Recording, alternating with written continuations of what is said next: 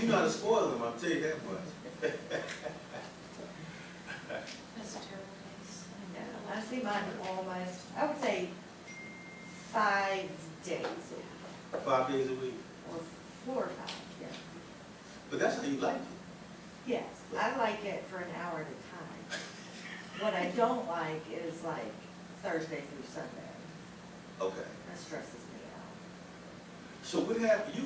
Friday night was the first time I had both of them spend the night, actually. Are you At the serious? same time. Okay.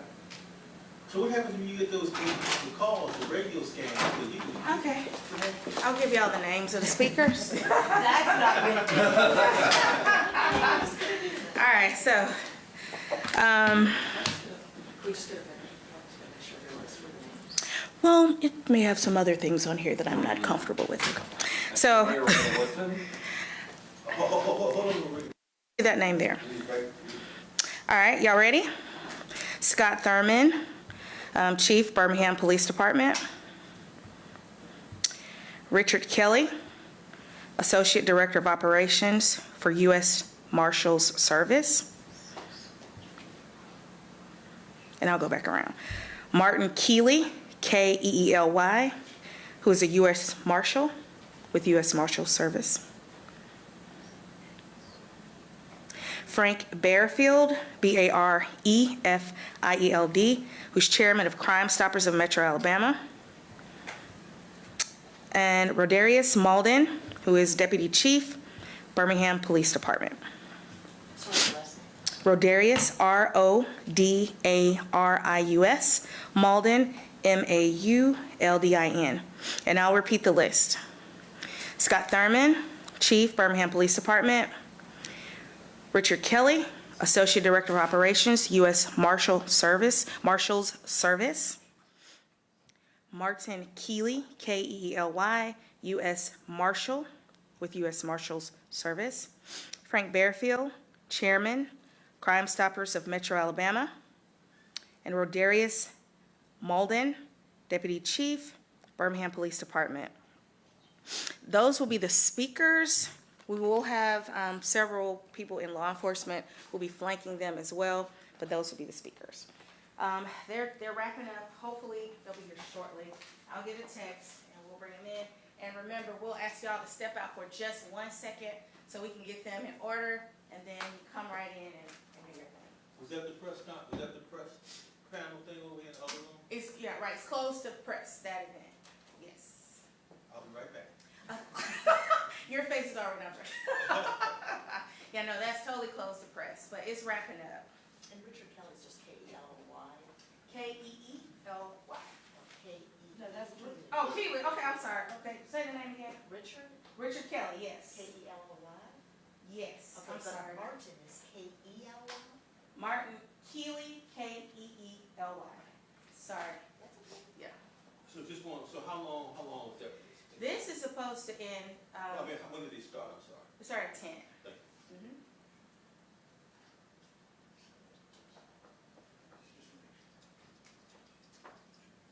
And again, we will have some guests who will be standing behind you, so it'll be kind of tight in here. So we have to leave and then? So what I mentioned to them is, we'll ask y'all to, we'll ask you just to step outside right there for a second while we get them situated and have like a brief, just a 60-second briefing with them, and then we'll ask you guys come again. We just want to have them positioned and ready, so that when you get ready to do your thing, you can just hit it. Did you say we go out here? Yeah, out there, that back door there. Yeah. Are we gonna be allowed to ask questions? Yes, we will have a Q&A. I appreciate y'all's patience. Our pretend patient? So again, Our pretend patient? I know, and plus it's getting a little hot in here too. I can leave. Well, He's got what they call ribs. I'm a better dog. Nobody's already got one. I don't know. Yeah, I know, right? I know, right? You never know. This is true.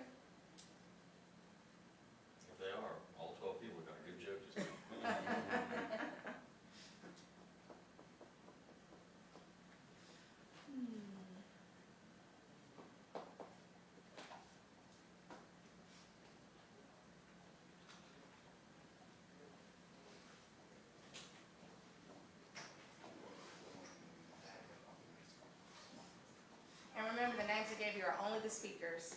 You'll see other people who you'll recognize, but only the names I gave are the speakers, so.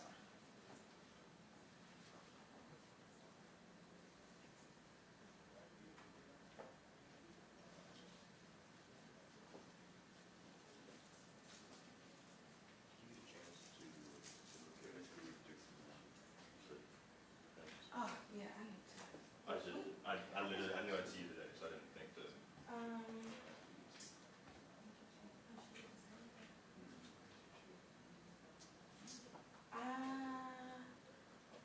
Let me see, Christina, text, because that was for beautification, right? Yeah. I figured it'd be either her or, what's it, James Powell. Yeah. or somebody. Yeah. I tell you what, you want me to just text you? yeah, That way and you there have this. is one of the women who's helping with this event. She helped to kind of coordinate that, so she would give me probably the best person, Alicia Lumpkin. Yeah. So I'll ask Alicia when she comes in here, Okay. and before you leave, I'll get that, and it might just be her. It might be her. Because we've earmarked her as a person who can speak for it. Yeah, it might just be Alicia. And then we could just set something up Yeah. before you leave.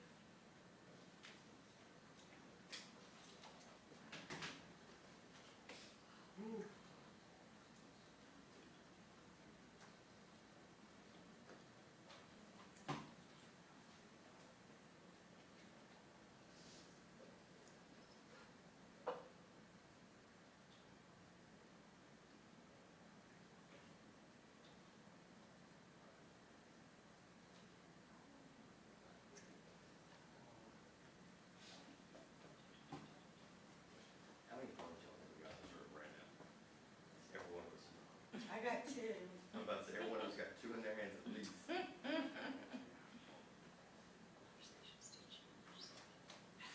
On First Station, made a business card with my personal phone on it. Oh, And I was like, y'all think I'm kidding?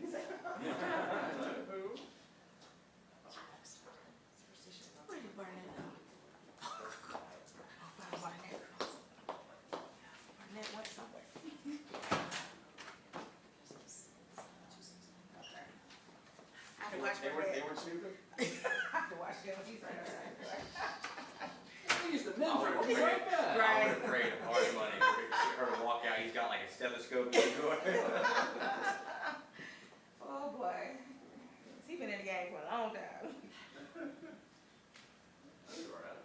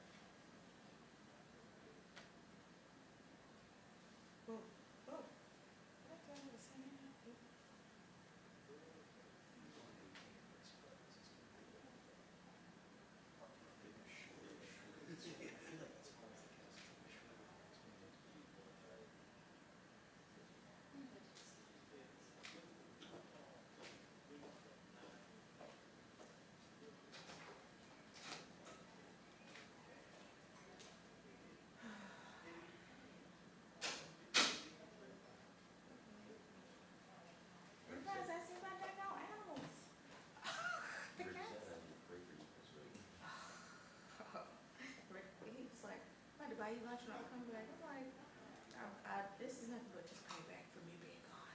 Well, I ran into him yes last Friday, and we had a whole 20-minute talk on Thursday.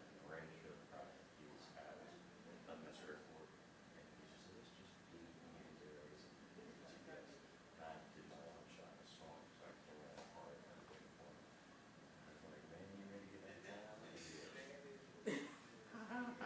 pray for Marina this week." Okay. And I was like, "She won't," because at this point you're supposed to. I was like, "She won't even make it. We don't have Marina." I was like, regardless, I'm sick or not, I'm coming. It's not COVID or anything contagious, I'll be there. Because I know, because Rick and Bowser, I'm a deputy director and Bowser's deputy director. Bowser does speech writing, so Bowser's out, Rick's out, so I'm like, oh, yeah. Yeah, it was something. And then when we were in Brazil, we heard about the planes being grounded and Biden stepping down. I was like, I just left the country. And the Not the world. country, not the world's going And the apart. world. It was just crazy. It kept Wait, me were you honest. over there when CrossPlex stuff on it? When the, yeah. Well, I'll bet that was. And our flight back to the US was Delta. And it's so funny because we were on the runway in Sao Paulo, Brazil, and you know how they speed to get ready to take off? They sped and then stopped. I was like, and everybody just jumped up like, what's going on? And they said, something's going on. And we waited 2 hours. They said, we got to taxi back. And our flight it's a 10-hour flight. So we had to sit on the plane for 2 hours. Do you know why they got you back after 2 hours? You said what? You know why they got you back after 2 hours? I think it's once you enter the third hour is when if you're on a flight for more than 3 hours on the tarmac, there's like all kinds of penalties. You got to pay gas and everything. Really? And so what they did was they're like, we don't know, keep them out there for 2 hours, and then all of a sudden they're like, all right, we got to burn them back. That's crazy. They had to do fans on the brakes to cool the brakes down. It was crazy. And then we had to prepare ourselves for a 10-hour flight when it was finally fixed. It was insane. My parents just did a 30th anniversary trip to the Maldives. Oh, or nice, whatever. nice. And so they were like in the family group chat, they're like chatting and some more than that. And so she's like, why, you're updating us on their flights, like, why aren't you saying anything? Because like they're having travel trouble. And I literally go, I was like, oh, I feel so bad for the couple who just spent 2 weeks in the Maldives. Maldives, right? And I was like, let me tell you, I was like, their hour delay does not impact mine. Exactly. I was like, I was like, they spent the better part of 2 weeks teasing me with all these incredible pictures. It's quite a trip. Oh, it was, It is. my dad apparently had been working, he's very good at gift giving. So Aww. apparently this was her trip. She mentioned like 20 years ago that she wanted to do. Oh, that's romantic and sweet. Was that a surprise? Yes. She, Oh my well, she gosh. found out before the trip, but it was a surprise that was the present for the trip. That's really cool. That was awesome. I'm sorry, y'all. I'm so sorry. If he's the alternative, what would we do? Right in the heat. Do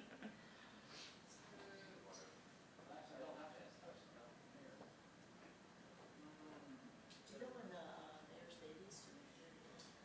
Perhaps. August? Somewhere. August is the month, yes. Yes, good questions. Is he gonna be out of pocket when we take the train? We'll let y'all know. Good questions, though.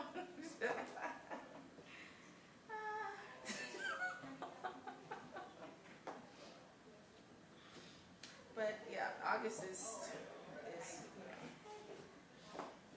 the plan. All right, so these are guests. These are not the speakers. So yeah, y'all don't mind, you go ahead, and then we will bring y'all back in. So y'all can say, okay, thank you. These aren't our speakers though. The speakers are taking a picture. Yeah, these are our guests who are here. And we'll beckon you back.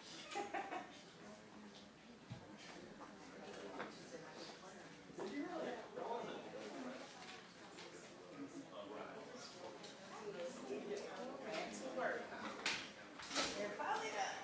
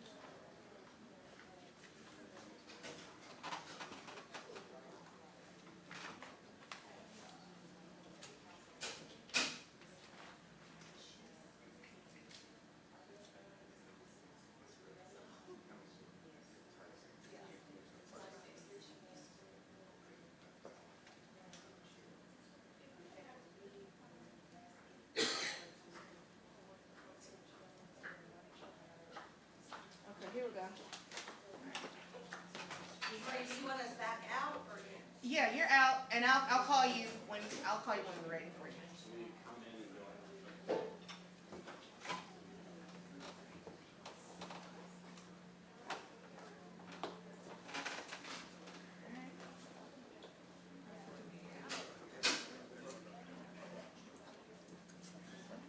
So you're going to stand close right here. Good, how are you?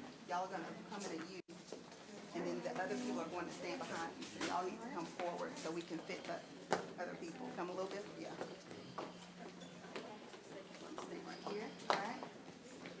Sean, you get it in And order? then, Ms. Casey, you can stand right here. Now, the other individuals need to fit in.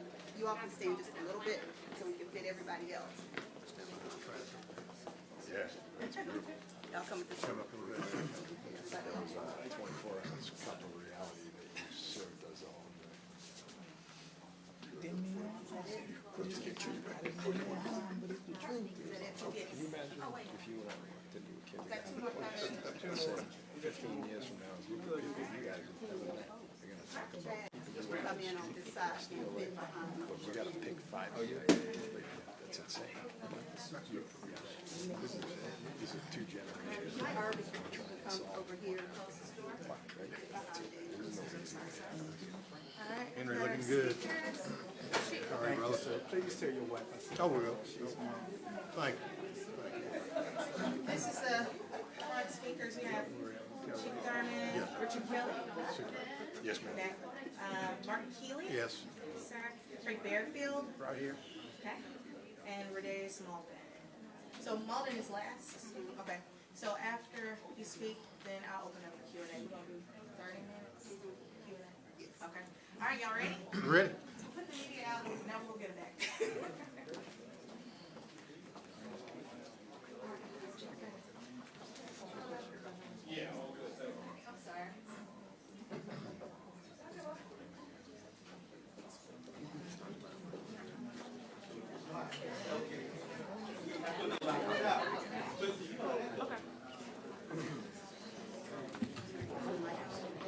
Yep.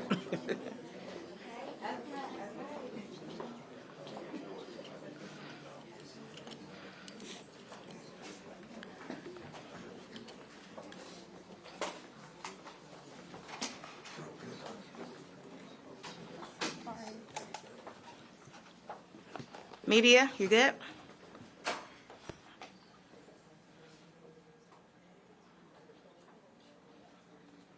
Okay, we'll get started. I want to thank you guys so much for coming out today. My name is Marie Sutton, and I serve as a Public Information Officer for the City of Birmingham.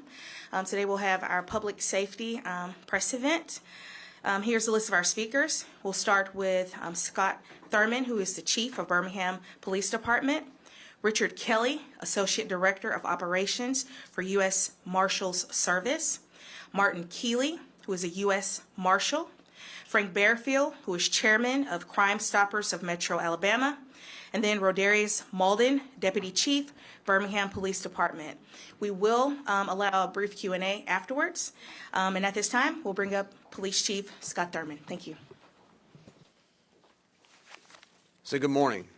On behalf of Mayor Randall Woodfin, I'd like to welcome each of you here today.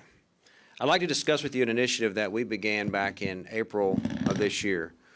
And if, as law enforcement, we're always continuously looking at how to strategize, how to be more effective in what we do, and how to provide a safer environment for all our citizens and community members. So we looked at, in forecasting ahead of, we usually know that there are certain months in the summer, and that the summer months, because it's warmer, we usually see an uptick in crime in the city of Birmingham. And in doing that, I convened a meeting with, and I contacted U.S. Marshal Marty Keeley, who's the U.S. Marshal for the Northern District of Alabama, coordinated with some of his members, Gulf Coast Regional Fugitive Task Force Commander Chad Hunt, and also U.S. Marshal Jonathan Prell. And as doing that, we formulated a plan on to how to combat crime in the city of Birmingham during the summer months. In doing that, we wanted to target those who are the most prolific violent offenders, if you will. In doing that, we created a list of those offenders. We compiled a number of law enforcement personnel and resources to kick this initiative off. And in doing that, I want to just give some of the results of that initiative thus far. So thus far, there have been 121 felony arrests. There have been 20 illegal firearms seized. 23 of those arrests were for the crime of homicide. 21 arrests were for the crime of robbery. 22 arrests were for sexual offenses, and 17 were for aggravated assault. And so one thing I want everybody to stop and think about, if those individuals had been allowed to be on the streets of Birmingham, what would have crime been like if they had been allowed to continue to do what they do every day? And so in conjunction with all of us working together, I honestly believe this had an impact on the safety of the citizens of Birmingham. And this group of people behind me, and not all of them are law enforcement, we have people from city government, state representatives, all of us working together, we can come up with ideas and plans to reduce violence in our city. And one of the things that we just discussed was you can't arrest your way out of everything. You know, there's some other things that have to take place in order for us to provide a safer city, a safer environment for everyone. And so this group and many, many others in city government here in the city of Birmingham are committed to doing that. But as one of my colleagues said in the meeting, it takes time. We didn't get here overnight, and unfortunately, we're not going to get out of this overnight. But I just really want to, you know, and part of this initiative, what we find is we go to make an arrest of an individual, and we find other illegal things there, whether it be firearms, narcotics. Well, in compiling the members of this group that work together, we had people on site who could take it to the next level, whether that was referring prosecution to District Attorney Danny Carr or Lenise Washington's office, or referring things to the U.S. Attorney's Office with U.S. Attorney Prim Escalona, to take things to the next level, to get the most bang for our buck, if you will, to hold these people accountable and get them off the streets of our city and make our city a safer place. So I just want to really thank them for that. Everybody here was just extremely gracious when we came up with this idea. Everybody has worked very hard in putting this into effect. I believe it's been extremely successful. This effort is still ongoing. But there's also another piece that we haven't talked about yet, and it's Crime Stoppers. A lot of times, you know, I was on the Marshals Task Force many, many years ago, and so a lot of times when we go to make those arrests, maybe the individual we're looking for is not there. So we tell the individuals they're there, hey, we're looking for person A. If you would, give us a call, or better yet, call Crime Stoppers. Call this anonymous number, remain anonymous, you can qualify for an award, and we can still be able to make our arrests. And so this year, the number of tips that are coming to Crime Stoppers is very high. The number of arrests that have been able to be made because of the tips that are coming in is very, very high. We must continue that. We must continue to have that in community engagement in order for us to get this small percentage of people causing a lot of havoc on our city. So I'll turn it over to our next speaker. Marshall Keeler? Or, excuse me, Rick Kelly. Rich Kelly. Good afternoon, everyone. On behalf of United States Marshals Service Director Ronald Davis, I'm here to offer the continued commitment of the entire agency to United States Marshal Martin Keeley and the Gulf Coast Regional Fugitive Task Force to continue their partnership to try to solve a very complex problem, which is violent crime here in the city of Birmingham, Alabama, and through extension across the United States. We understand that we are in no position to do it alone, but as part of a leveraged effort across all of state and local law enforcement, we hope to be able to begin to make a dent in this, and certainly we're reliant on the people who best understand this problem, which is our presidentially appointed marshal, as well as the people that he partners with. So again, we thank you very much for this opportunity. Yes, I just want to mention a few things, or go over a few things that Chief Thurman mentioned. We met back in April early, and Chief gave me a call, and he asked us to join him in addressing violent crime in the community. We met, and we developed a strategy on how to move forward over the summer, and we took that strategy and that plan to Mayor Randall Woodfin and presented it to him. The U.S. Attorney Prim Escalona also attended that meeting.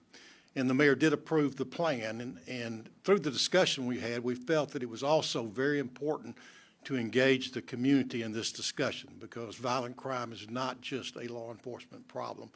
And if we're going to solve it, we've got to solve it as a community. So many of the individuals that you see standing behind me this morning are individuals for the community. And I want to thank the mayor's staff for the outstanding job they did in organizing this meeting. We had an outstanding discussion for about an hour and 15 minutes from our community leaders, and I think some very positive things will come out of this. And what we have to do now is continue the work that we started, continue the law enforcement work that we're doing. And as was previously mentioned, this doesn't stop today. This is not the end of our effort. Our effort is ongoing. It's continuing at this very moment. So our deputies, our task force officers, the officers from the city of Birmingham, they're on the streets at this very moment, doing everything they can to reduce violent crime and take the individuals responsible for violent crime off the street.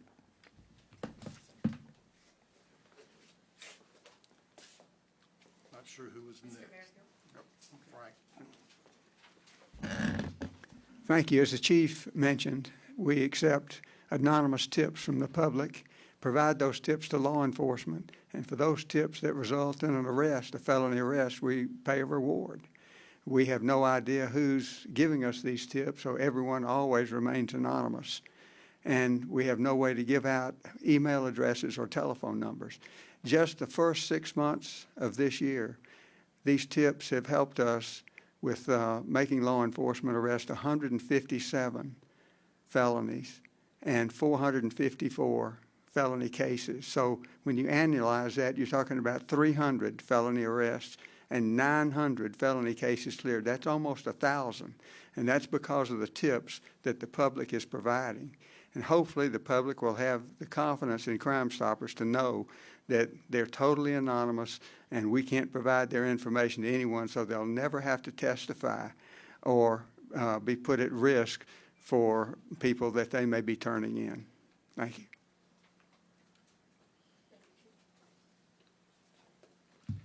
Good morning.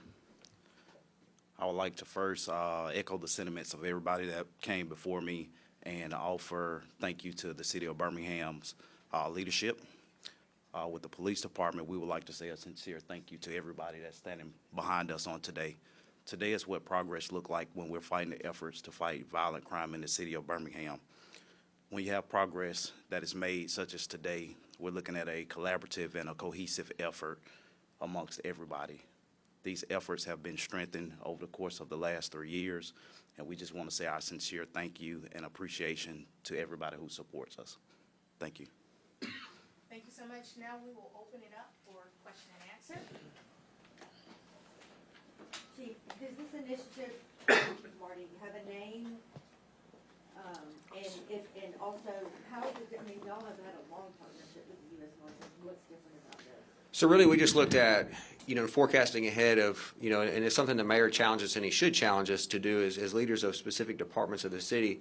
What can we do, or what are we constantly strategizing? What are we doing to bring in initiatives or start initiatives that are going to have a reduction in crime in the city of Birmingham? And so, just where we've had success in the past, I look back through my career where we've had success before is getting offenders off the street before they can continue to reoffend. Well, I know that the people who make the arrests and who are the best at making those arrests are our partners at the U.S. Marshals Service. So that's why I reached out to them, and that's the ongoing initiative that we now have and that we're bringing to your attention today. Does it have a name or? Not at this point in time. And can you restate what you said about the homicide arrest? Just a number, or so there have been 23 homicide suspects arrested for homicide during this operation. In what period of time? So the initiative, the first surge as far as the arresting phase began May 10th, and it's still ongoing as of today. So we started arresting people on May 10th. There were several phases to this. So the first phase was, who are we going to target? Who has outstanding warrants? And then working with some of our other parts of our department and our other partners of who are our problematic people who are causing the violence in our city. So 23 homicide arrests in that sort of period, that's almost half of what you typically average in a year. Well, some would be not all for the city of Birmingham. Some may a warrant could be issued from another jurisdiction. But that person, what we see a lot of times, and that's the great thing about working with our partners at the Marshals Service, we may have someone from another state who's here who's committed a murder in another state. Well, if they committed one there, what are they going to do in our city? So we want to get those people off the streets, get our victims some justice, get some peace for our community members, It's a lot bigger picture. So there could have been some warrants issued by Jefferson County Sheriff's Office or other municipalities as well. I misunderstood. I thought Yeah. it was 23 cases cleared since May, which, Well, they are, but they weren't all those cases were not initiated by the Birmingham Police Department. But those people are in our target area. right. Chief, can you break down the day-to-day of an operation like this? I know there's been several phases to this, but just give us a better idea of what some of your officers and different agencies are doing day-to-day in this collaborative effort. Well, a lot of it is just everyone here talking. We're all fighting the same fight. And we all talk together and share our information and resources. We can have a big impact. And that's what happened here. 121 felony arrests in a short period of time had a big impact. So there's a lot of research, a lot of collaborative information that has to be shared. There's a lot of research that's been done as who we're going to target, where might they be, things of that nature. Is there any overlap between this and the block switch operation, or? Well, there were some Glock switches that were seized during this operation. So that's when our partners, the U.S. Attorney's Office, get those referrals, and then they try to make those cases from there. Yep. Chief, how closely is social media being monitored as you guys try to track down some of these perpetrators? Well, that is one thing that we definitely all use, whether it's using our real-time crime center, Jefferson County uses it in their MAC center, our federal partners use that as well, because anything we can do to help find those individuals and hold them accountable for the crimes that they have warrants for, we want to do that. So it is something that we use. Here's why I ask. There's video circulating, and I have it on my phone. Birmingham War Part 1, Part 2, Part 3, Part 4. And some of it's disturbing. And you guys would know if it's legitimate or not.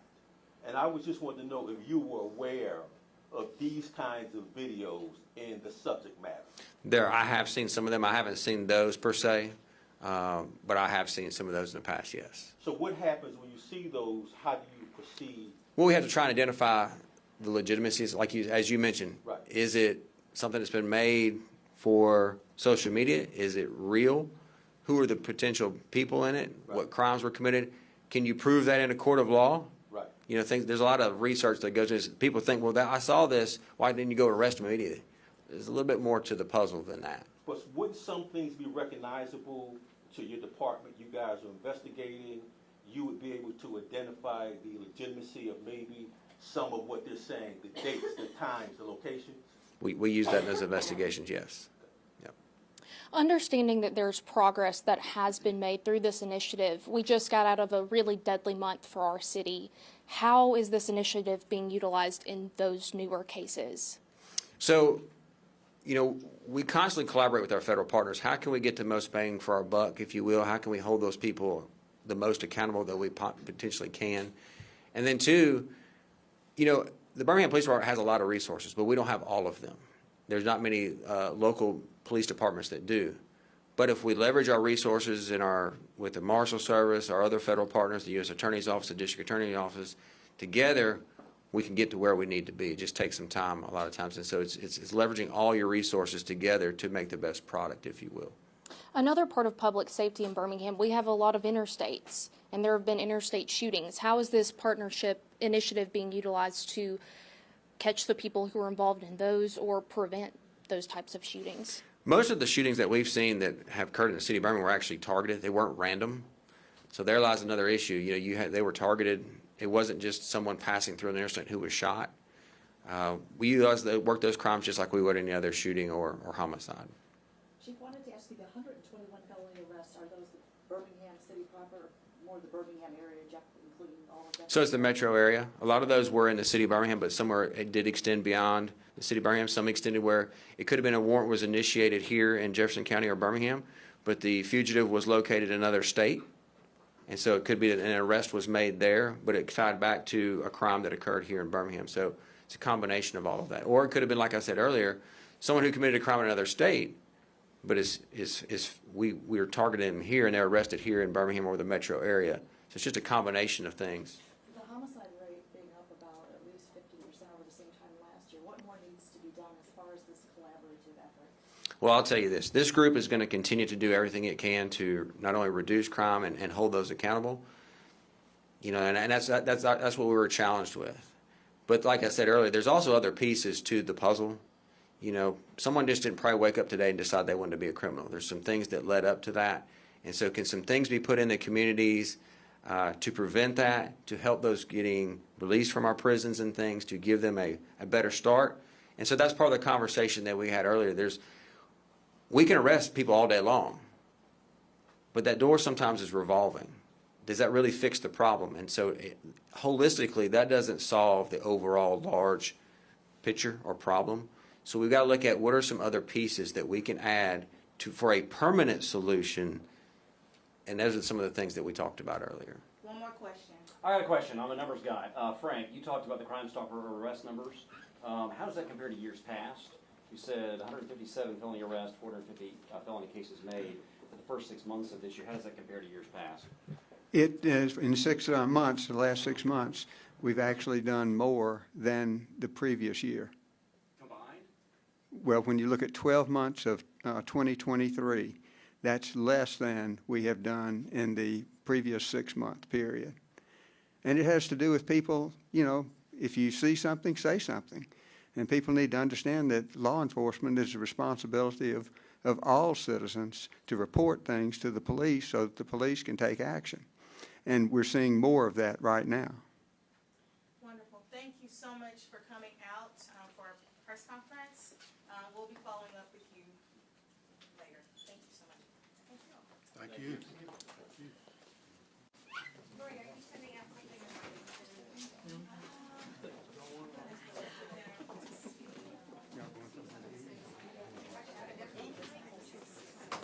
Next time I see you, I promise I'll have a better suit.